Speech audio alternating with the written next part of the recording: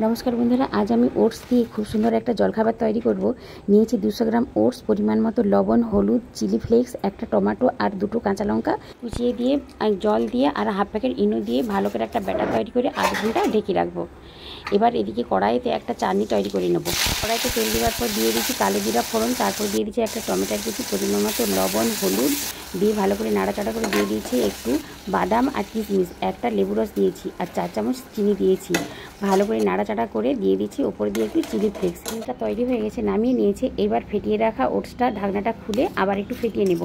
এবার একটু কড়াইতে অল্প একটু সাদা তেল দিয়ে এক চাটি করে ওটস ব্যাটারটা দিয়ে দেব। ব্যাটারটা দেওয়ার পর একটা ঢাকনা দিয়ে 2 মিনিট ঢেকে দেব, আবার উল্টিয়ে আবার 2 মিনিট ঢেকে রেখে তারপর নামিয়ে নেব। এইভাবে সবগুলো ওটস ব্যাটারটা এইভাবে তৈরি করে নেব। কত সুন্দর দেখতে হয়েছে, যেমন দেখতে সুন্দর হয়েছে তেমন খেতেও সুন্দর হয়েছে। প্লিজ চ্যানেলটা ফলো আর সাবস্ক্রাইব করবেন।